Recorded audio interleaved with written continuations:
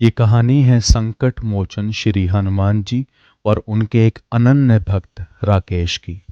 ये कहानी है जिसमें श्री हनुमान जी अपने भक्त को निराश देखकर उसकी सहायता करने के लिए स्वयं प्रकट हुए। तो ये कहानी एक छोटे से शहर की, जिसके मुख्य चौराहे पर श्री राम भक्त राकेश की एक छोटी सी पान की और चाय की दुकान थी।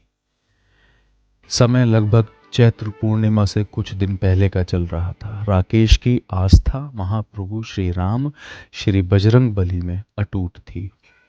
उसकी दुकान भले ही छोटी थी, लेकिन उसके पास रखी हनुमान जी की छोटी सी सिंदूरी प्रतिमा पर उसका विश्वास हिमालय जितना बड़ा था।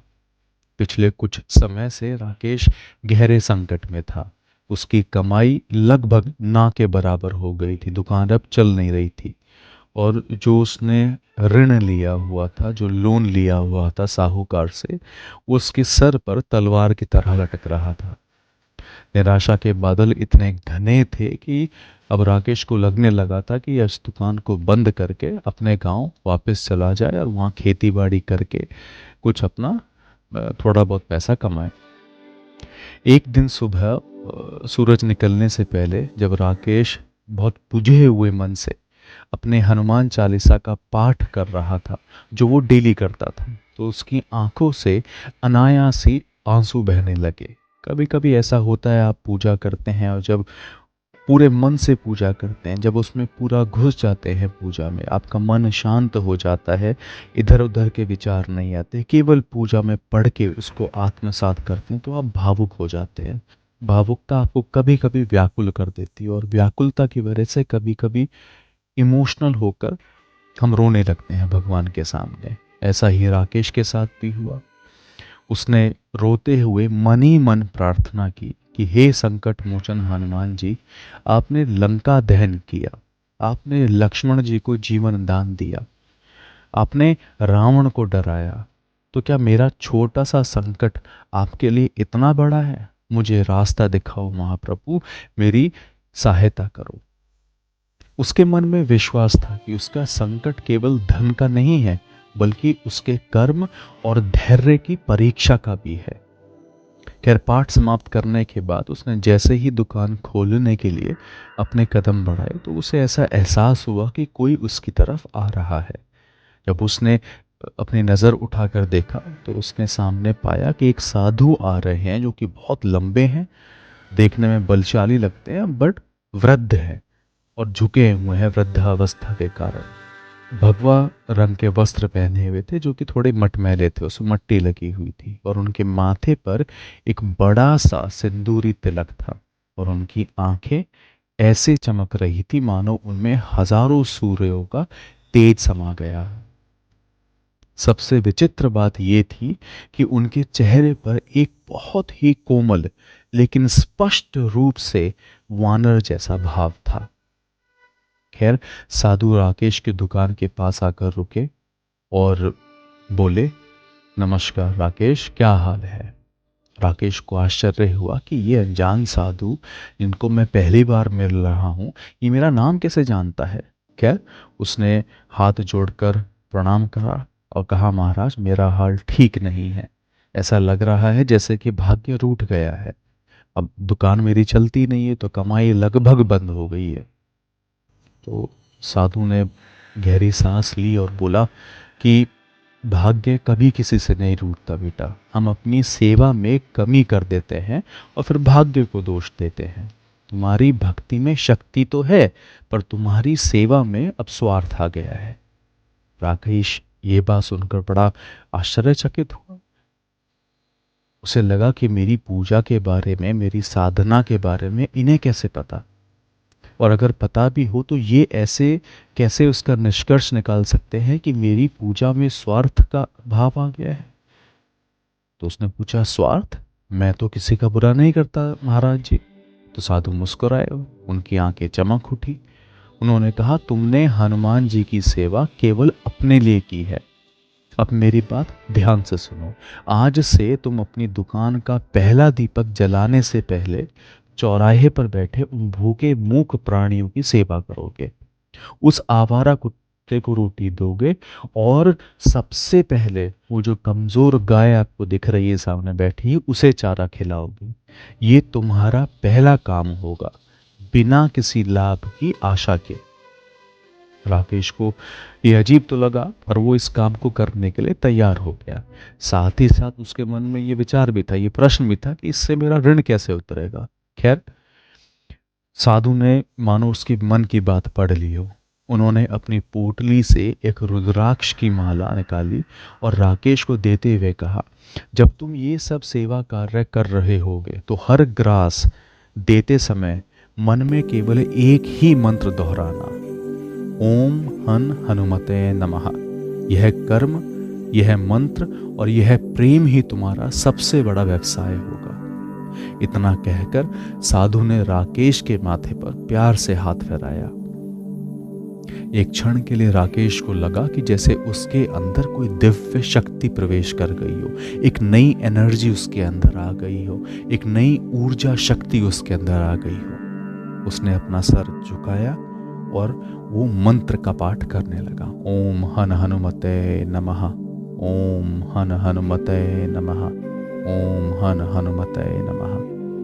जब उसने मंत्र का पाठ पूर्ण किया, बहुत भाव से उसने उस मंत्र का पाठ किया। उसको पूर्ण करने के पश्चात जब उसने अपनी आंखें खोली और सर उठाकर देखा तो साधु वहां पे नहीं थे। उसको बहुत आश्चर्य हुआ, लेकिन वो ये मान गया कि जो आए थे वो कोई दिव्य पुरुष थे और उसने उनकी कही हुई बातों पर विश्वास करने का प्रण ले लिया। अगले दिन से उसने अपनी दुकान का काम शुरू करने से पहले आसपास के भूखे जानवरों को, विशेषकर गाय माता को भोजन देना शुरू कर दिया। वो अपनी छोटी सी कमाई का एक हिस्सा इस सेवा में लगाता था और हर बार भोजन देते समय बड़ी श्रद्धा से ओम हन हनुमते नमः का जाप करता था। उसको ये विश्वास हो गया था, उसको ऐसा लगा कि पता लग गया था कि मैं जो भोजन दे रहा हूँ ये मैं नहीं दे रहा, ये तो भगवान दे रहे हैं, मैं तो केवल माध्यम हूँ। तो अपने मन से कर्तापन का भी अहंकार मुझे छोड़ना है, मुझे केवल इनको भोजन देना है और साथ में मंत्र बोलना है, ओम हन हनुमते नमः, क्योंकि देने वाले श्री भगवान। तो ये क्रम लगभग उसने 31 दिनों तक करा। 32वें दिन जैसे ही राकेश ने सुबह की आरती की, उसकी दुकान पर अचानक ग्राहकों की भीड़ लग गई। लोग दूर दूर से आकर उसके चाय की प्रशंसा करने लगे। उस दिन के अंत तक उसकी कमाई पिछले कई सप्ताहों की कमाई से भी अधिक हो गई। देखते ही देखते उसकी दुकान फिर से चल पड़ी। सेवा का ये नियम उसने कभी नहीं छोड़ा। लगभग एक सप्ताह तक उसकी दुकान इसी तरीके से चलती रही। उसके पास काफी धन आया। उस धन से उसने सबसे पहले जाकर साहूकार का लोन चुका दिया। एक शाम को जब वो दुकान बंद करने जा रहा था तो उसने आभार व्यक्त करने के लिए उस साधु को ढूंढने का निश्चय किया। वो चौराहे पर गया, आसपास 3-4 मंदिर थे, वहां गया, कई लोगों से बातचीत करी, कई आश्रम में बातचीत करी, लेकिन उस साधु का कहीं कोई पता ना चला। निराश होकर जब वो अपनी दुकान पर लौटा और बैठा तो विचार करने लगा कि ये क्या हुआ, ये साधु कौन थे। कहीं ना कहीं तो मुझे उनसे मिलना है, क्योंकि उनके आशीर्वाद की वजह से ही मेरी दुकान चल निकली और मैंने पूरा लोन चुका दिया। खैर, जब उसको कुछ समझ में नहीं आया तो वो हनुमान जी के प्रतिमा के सामने बैठा और प्रणाम करने लगा।